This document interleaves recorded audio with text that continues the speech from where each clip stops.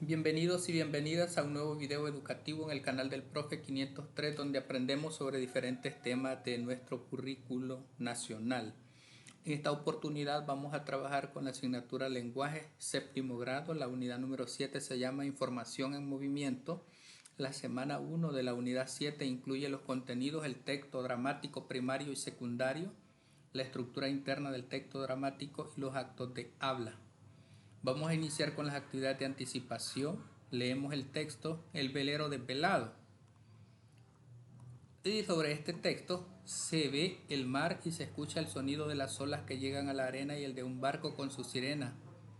Hay un velero anclado cerca de la orilla. Sus colores alegres son una maravilla. Entran Joaquín y Marcela y entre los dos colocan la vela. Dice Marcela, ¿todo listo para ir a pescar? Sí, podemos empezar a navegar, dice Joaquín. Marcela, arriba el ancla y a mover las palancas.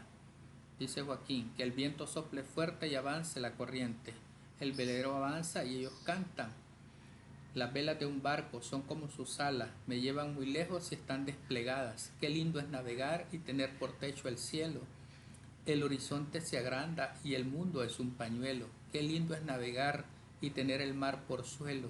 Las olas vienen y van y me parece que vuelo.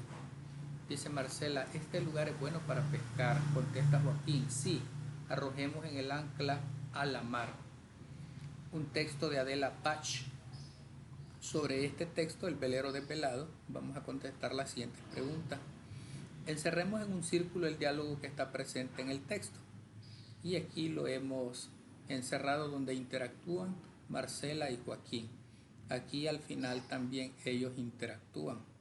¿Quiénes participan en el diálogo? Marcela y Joaquín. ¿En qué lugar están los personajes? Están en el mar. ¿De qué trata el texto? Trata de dos personas, Marcela y Joaquín, que al principio se preparan para ir a pescar en el mar. Luego, cuando ya están navegando en el mar, cantan.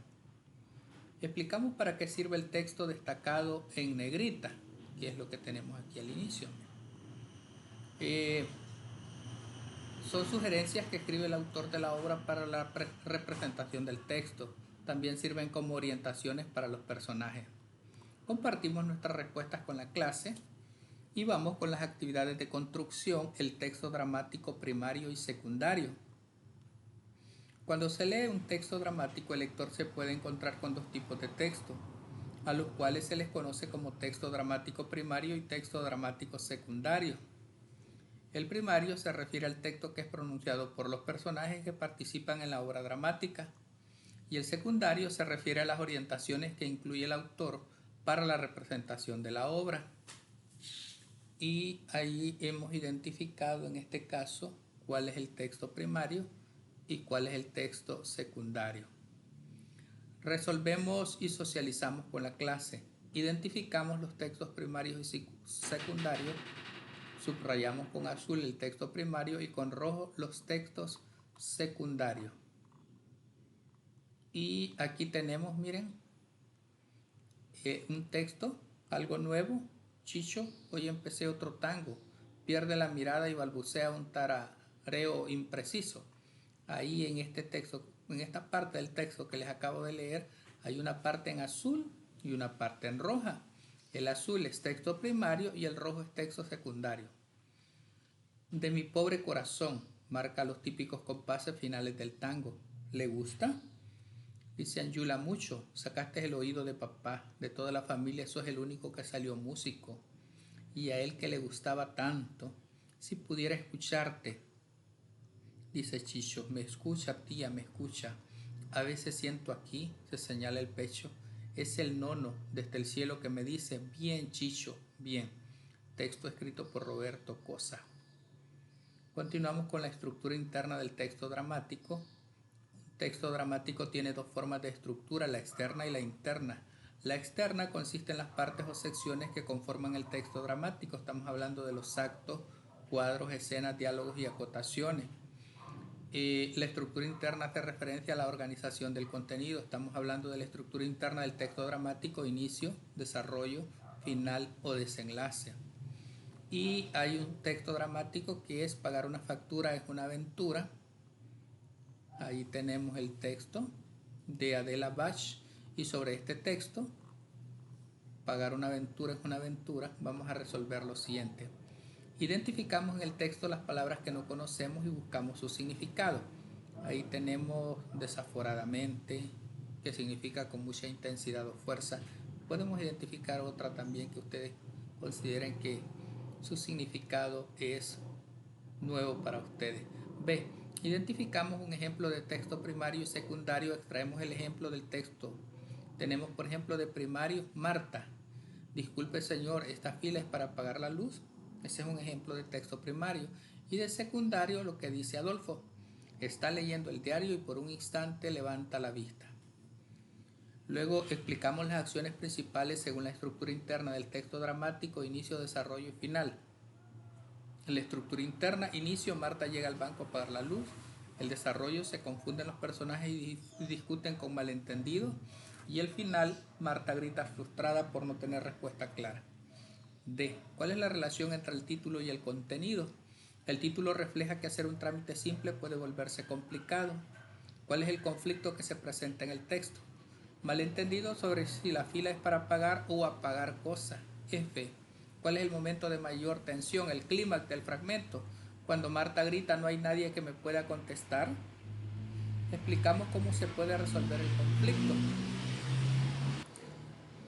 organizando mejor la atención y aclarando la información.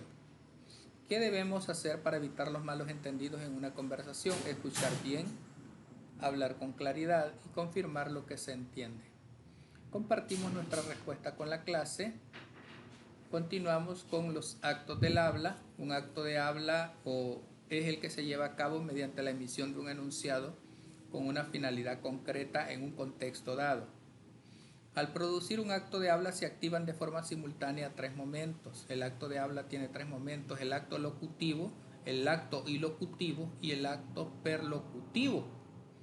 El acto locutivo es el acto de emitir un enunciado, pronunciar algo, dar un mensaje. Por ejemplo, leeré un libro de teatro. El acto ilocutivo es la intención comunicativa del hablante: afirmar, ordenar o solicitar algo. En este ejemplo, leeré un libro de teatro, se afirma una acción. Y el acto perlocutivo es la reacción o el efecto que se provoca en el interlocutor con lo enunciado, un sentimiento, acción, pensamiento del receptor. Vamos al resolvemos. Leemos. Anjula dice: algo nuevo. Dice Chicho: hoy empecé otro tango. Pierde la mirada y balbucea un tarareo impreciso. De mi pobre corazón, marca los típicos compases finales del tango. ¿Le gusta? Dice Anjula: mucho. Sacaste el oído de papá. De toda la familia sos el único que salió músico. Explicamos cómo se evidencia el acto locutivo, ilocutivo y perlocutivo en el diálogo entre Anjula y Chicho. El locutivo, Chicho dice que compuso otro tango. El ilocutivo es la intención de mostrar su talento y recibir opinión. Y el perlocutivo es Anjula se emociona y lo felicita. Compartimos nuestras respuestas con la clase. Nos vamos a la consolidación. Leemos la actividad en equipo El gato simple de Fidel Galván. Es una adaptación. Y luego vamos a responder en el cuaderno. Según el texto, ¿cuáles son las obligaciones de un gato en una casa? Ejemplo de obligaciones de un gato: atrapar ratones y cuidar la casa. Explicamos cómo se evidencia el acto locutivo, ilocutivo y perlocutivo en el texto subrayado. El locutivo, emitir el enunciado; el ilocutivo, pedir información; y el perlocutivo, el ratón aprovecha para engañarlo. Explicamos cuál es la importancia de las acotaciones, el texto secundario, para comprender el texto. Ayudan a imaginar los gestos, acciones y tonos de los personajes. ¿Por qué el ratón engaña al gato? Porque el gato es ingenuo y no sabe que es un ratón. Escribimos nuestra valoración sobre la actitud del ratón: es astuto, pero también mentiroso y manipulador. Compartimos nuestras respuestas con la clase y nos vamos a la actividad en casa, donde investigamos la definición y ejemplos de las siguientes figuras literarias: hiperbatón, ironía, sarcasmo y perífrasis.